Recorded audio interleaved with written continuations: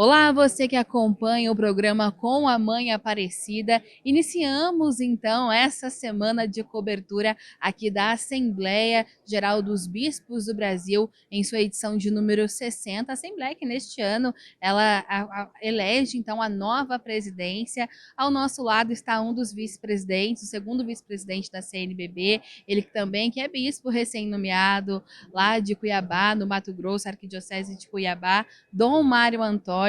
Ele que por muitos anos também ficou à frente aí da Diocese de Roraima. Dom Mário, primeiramente, muito obrigada por conversar conosco, é sempre um prazer.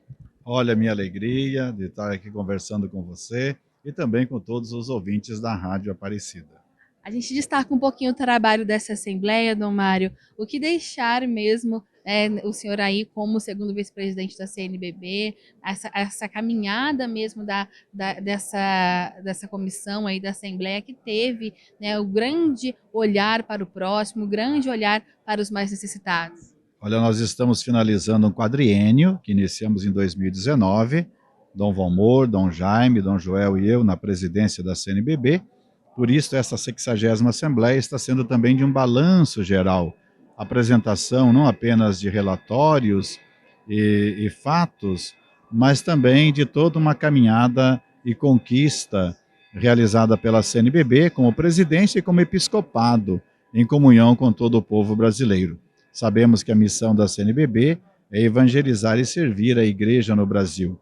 Isso para nós foi prioridade, né, iluminados aí pelo Espírito Santo.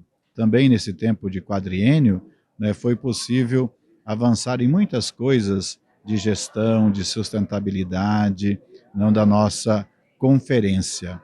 Mas o prioritário foi trabalhar em favor da comunhão entre nós bispos, na nossa diversidade, na variedade de locais da realidade brasileira e também com muita comunhão e oração e apoio do povo brasileiro. Então são 4 anos que a gente aprendeu muito para poder servir melhor tanto a igreja quanto as nossas igrejas, a igreja em geral no Brasil, como também as nossas dioceses e arquidiocese, onde foi possível trabalhar nesses 4 anos. O caso de Roraima e agora, neste último ano, Cuiabá. Dom Mário, o senhor então também é à frente da Caritas Brasileira, podemos colocar a Caritas como um braço missionário da igreja mesmo, como destacar esse papel da Caritas Brasileira também durante esses 4 anos? Olha, a Caritas Brasileira é um organismo da CNBB. E a Caritas, digo assim, é o braço da caridade da nossa igreja. Nós sabemos que a Caritas tem por missão de anunciar o Evangelho e promover os mais necessitados e os mais pobres à luz do reino de Deus. E nesse período que estou à frente da Caritas, juntamente com diretoria e coordenação colegiada, já são 3 anos, né, desde o início de 2020. E esse tempo de pandemia nos desafiou a como nos fazer próximos das pessoas mais necessitadas. Nós tivemos aí a ação solidária emergencial É Tempo de Cuidar. Caritas, CNBB e outros organismos também da nossa conferência e da nossa igreja no Brasil. Uma participação muito bonita de todos aqueles que se mostraram solidários aos mais necessitados. E a gente faz voto de que a Caritas, a nível nacional, também nos regionais e, sobretudo, nas dioceses e nas paróquias, seja um elemento que organize o serviço da caridade. É inegável as inúmeras atividades de caridade e solidariedade que se realiza na nossa igreja e no Brasil. Agora, a Caritas pode ajudar a organizar, a sistematizar isso, não para visibilidade apenas, mas até mesmo para a prestação de contas e incentivo para que as pessoas colaborem mais, como está acontecendo na campanha da fraternidade, no combate à fome em todo o nosso Brasil. Ô, Mário, o tema da campanha da fraternidade também, dá-lhes vós mesmos de comer, que trouxe a fome como ponto principal, foi um gatilho também para a Caritas nascer em algumas dioceses aqui do nosso Brasil. É muito importante levar a Caritas, como o senhor colocou, para organizar mesmo esses trabalhos pastorais, esses trabalhos sociais, como uma diocese faz para instalar uma Caritas hoje, por exemplo. Olha, o primeiro fator para nascer uma Caritas é a solidariedade, ou melhor, a caridade, que envolve solidariedade e fraternidade.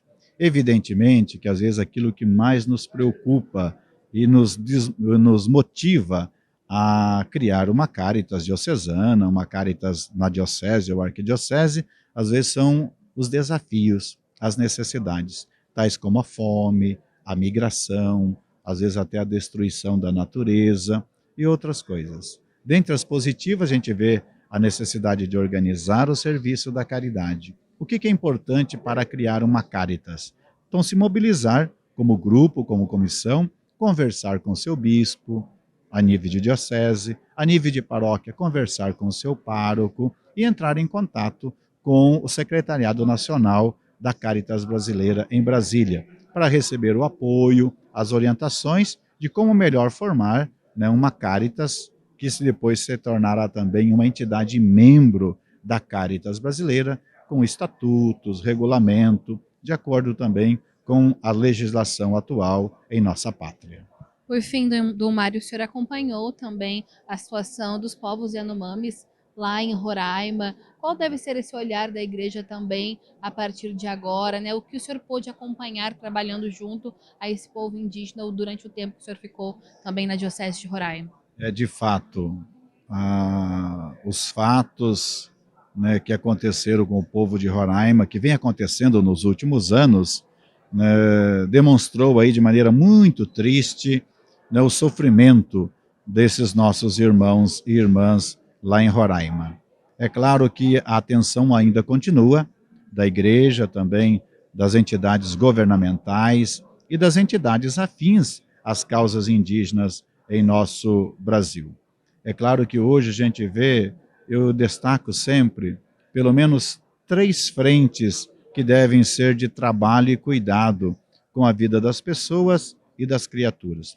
Primeiro, os povos indígenas, crianças, mulheres, os jovens, enfim, todos os habitantes daquela região, né, os povos indígenas Yanomami. Uma preocupação com eles, com a sua cultura, com a sua sustentabilidade, com a sua alimentação, com a sua saúde, né, e sobretudo no respeito à tradição cultural daquele povo.